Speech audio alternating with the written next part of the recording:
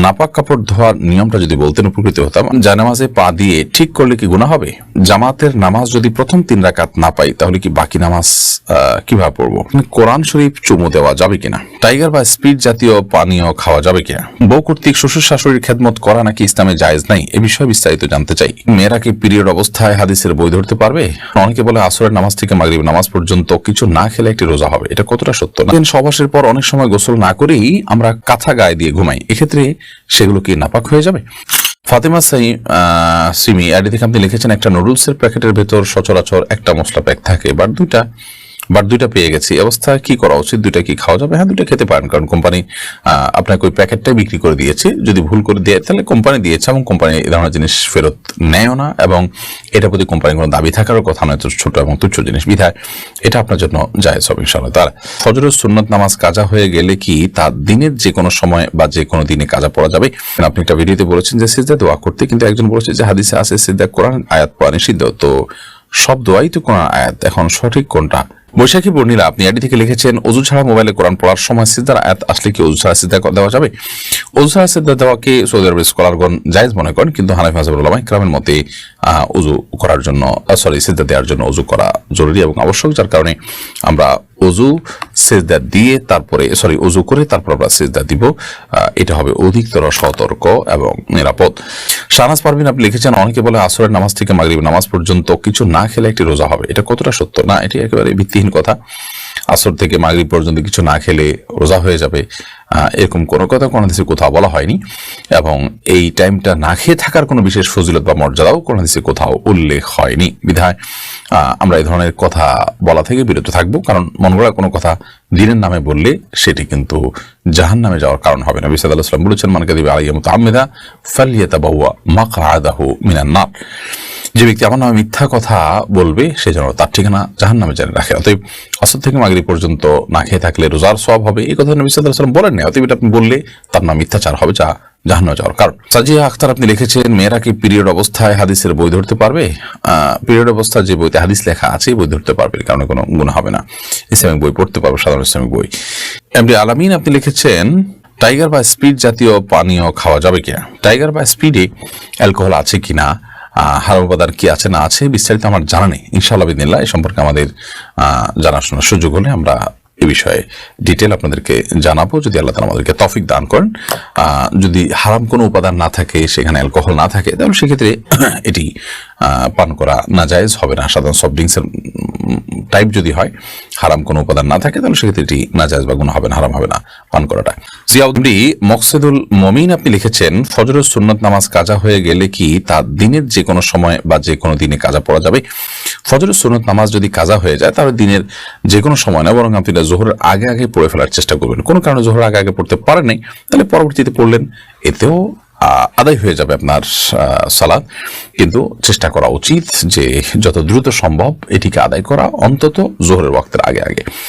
যুদ্ধ আমাদের বিজয় আল্লাহর এ আইডি থেকে আপনি লিখেছেন, আপনি একটা ভিডিওতে বলেছেন যে সিজদা দোয়া করতে, কিন্তু একজন বলেছে যে হাদিসে আছে সিজদা কোরআন আয়াত পড়া নিষিদ্ধ, তো সব দোয়াই তো কোরআন আয়াত, এখন সঠিক কোনটা একটু বললে বিস্তারিত উপকৃত হতাম। সিজদা দোয়া করার কথা হাদিসে বলা হয়েছে, কিন্তু কোরআন আয়াত পড়বেন না।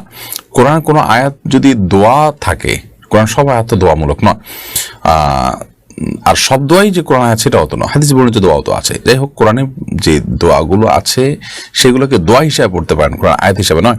আপনি আয়াত তেলাওয়াত করলেন আলহামদুলিল্লাহ রাব্বিল আলামিন, এটা তো দোয়া নয়, তো এটা আপনি সিজদায় পড়বেন না, কারণ হাদিসে নিষেধ আছে সিজদায় কোরআন তেলাওয়াত করার ব্যাপারে। এরপরে সিরাজউদ্দিন মুন্না আপনি লিখেছেন, সহবাসের পর অনেক সময় গোসল না করেই আমরা কাঁথা গায়ে দিয়ে ঘুমাই, এক্ষেত্রে সেগুলো কি নাপাক হয়ে যাবে? সহবাসের পরে কিংবা স্বপ্নদোষের পরে আপনি যদি কাঁথা বা কম্বল লেপ ইত্যাদি গায়ে দিয়ে ঘুমান, তাহলে সেক্ষেত্রে আপনার সে কাপড়গুলো অটোমেটিকলি নাপাক হয়ে যাবে না, যদি সেখানে নাপাক না লাগে। যদি আপনার নাপাক কাপড় বা শরীর থেকে আপনার নাপাক লেগে যায় সেগুলোতে, তাহলে সেক্ষেত্রে যেখানে লেগেছে সেই অংশটা নাপাক হবে। সেগুলোতে আবার শুকায় যায় এবং ভেজা না থাকে, তাহলে সেক্ষেত্রে সেটা আবার আপনার শরীরে লাগলে শরীর কিন্তু নাপাক হবে না। বা সেই নাপাকটা যদি আপনার চাকা ধরে যায়, সেটা যদি আপনি খুঁচিয়ে ফেলে দিতে পারেন, তাতেও কিন্তু পাক হয়ে যাবে। বীর্য পাক করার এটাও একটা পদ্ধতি, যে ধুয়ে তো পাক করবোই। এছাড়া আপনার শুকিয়ে গেলে সেটাকে যদি খুঁচিয়ে বা খুঁটিয়ে ফেলে দেওয়া যায়, সেটাও নাজায়েজ হবে না। তাশরিফা জাহান তাওয়া আপনি লিখেছেন কোরআন শরীফ চুমু দেওয়া যাবে কিনা, কোরআন শরীফে চুমু দেওয়া যাবে কিনা। কোরআন কারিমে চুমু দেওয়াতে কোনো অসুবিধা নেই। আপনি কোরআনের প্রতি সম্মান শ্রদ্ধা প্রদর্শন করতে গিয়ে আপনি চুমু দিলেন, এটাতে অসুবিধার কিছু নেই। এটা মহব্বত এবং ভক্তির প্রকাশ সেভাবে করলেন। এমনি তামিম হাসান আপনি লিখেছেন জামাতের নামাজ যদি প্রথম 3 রাকাত না পাই তাহলে কি বাকি নামাজ কিভাবে পড়বো। এই বিষয়ে আমরা এর আগে বারবার বলেছি এবং বিভিন্ন ভিডিওতে বলেছি। আপনি যদি সালাতে প্রথম 3 রাকাত না পান, শুধু চতুর্থ রাকাত পান, তাহলে চতুর্থ রাকাতে আপনি 1 রাকাত পেয়েছেন, এরপরে ইমাম সালাম ফেরানোর পর আপনার যে 3 রাকাত ছুটেছে সেগুলো পড়া শুরু করলেন, তাহলে আপনি আপনার শুরু করা 3 রাকাতের প্রথম রাকাত আপনি বসবেন, কারণ আপনি ইমামের সাথে 1 রাকাত পেয়েছেন, এটা হলো আপনার সিরিয়ালের দ্বিতীয় রাকাত, অতএব সেই হিসেবে আপনি বসবেন। যদিও এখানে পরপর 2টা বৈঠক হয়ে যাবে, একটা ইমামের সাথে ছিল আর একটা আপনার 3 রাকাত যেটা একা একে আদায় করছেন সেখানকার প্রথম রাকাত আপনি বসলেন, এরপর বাকি 2 রাকাত স্বাভাবিকভাবে আপনি আদায় করবেন। এমনি মুসা আপনি আমাদের ইউটিউব চ্যানেলে প্রশ্ন করেছেন কবর খোঁড়ার প্রথম কোপের মাটি আলাদা রেখে দেয়, তারপর লাশ কবরে রাখার সময় সেই মাটি সবার হাত ছুঁয়ে কবরের ভেতর কিছু অংশ রাখা হয়, এটা কি শরীয়ত সম্মত? না, এরকম কোনো বিষয় নির্দেশনা কোন হাদিসে কোথাও দিয়েছে বলে আমার জানা নেই যে কবর খোঁড়ার পর প্রথম কোপের মাটিটা আলাদা রাখবে, এরপর লাশ কবরে রাখার সময় সবাই একটু একটু করে সেটা দিবে, এমন কোনো কথা নেই। লাশ কবরে রাখার পর সবাই মিলে মাটি দিবে, দাফন করবে, দাফন কাজে শরীক হবে, সেটা পরের কোপের মাটি দিলেও হবে, প্রথম কোপের মাটি সবাইকে দিতে হবে একটু একটু করে, এমনটির কোনো বাধ্যবাধকতা নেই, আবশ্যকীয়তা নেই। এটাকে আবশ্যক মনে করা বা জরুরি মনে করা বা এটাকে সুন্নাহ মনে করার কোনো কারণ নেই, কারণ কোনো হাদিসে নবী আলাইহিস সালাম থেকে এরকম কোনো কিছুর নির্দেশনা হয়েছে বলে আমার জানা নেই। এরপর রাজিবুর জামান সাবিত আপনি লিখেছেন জানামাজে পা দিয়ে ঠিক করলে কি গুনাহ হবে? না, কোনো অসুবিধা হবে না। আমরা অনেকেই এটাকে মনে করি এটা দোষের, এটা গুনাহের। জানামাজের উপর আপনি পাও দিয়ে দাঁড়াচ্ছেন, তাহলে সেটাকে পাও দিয়ে যদি সোজা করেন, এদিক সেদিক আছে সেটাকে আপনি ঠিকঠাক করেন, তাহলে সেক্ষেত্রে কোনো গুনাহ হওয়ার কারণ নেই। আমরা অনেকে এটাকে গুনাহের কারণ মনে করি। হাত দিয়ে জানামাজ যেমন আপনি সোজা করতে পারেন, পাও দিয়ে করলেও কোনো অসুবিধা হবে না। এমডি আসাম হোসেন আপনি লিখেছেন নাপাক কাপড় ধোয়ার নিয়মটা যদি বলতেন উপকৃত হতাম। আমি ডিশ বা বালতিতে পানি নিয়ে একবার ধুয়ে কাপড় চিপে নেই আর ডিশ বা বালতি পানি ফেলে দেই, এরকম 3 বার ধুলে কি হবে?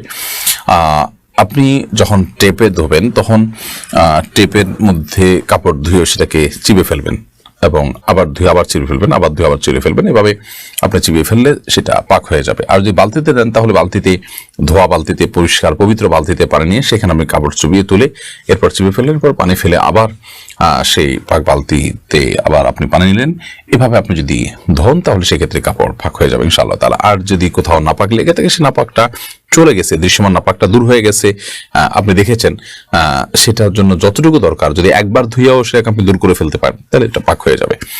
আর যেটা অদৃশ্যমান নাপাক দেখা যায় না, যেমন পেশাব কাপড় লাগলো কিন্তু কাপড়ের সাথে মিশে এটার কোনো আলামত নাই, একাকার হয়ে গেছে, তাহলে সেক্ষেত্রে এটাকে আপনি বিসমিল্লাহ বলে ধোবেন, 3 বার ধুলে সেটা পাক হয়ে যাবে ইনশাআল্লাহ তাআলা।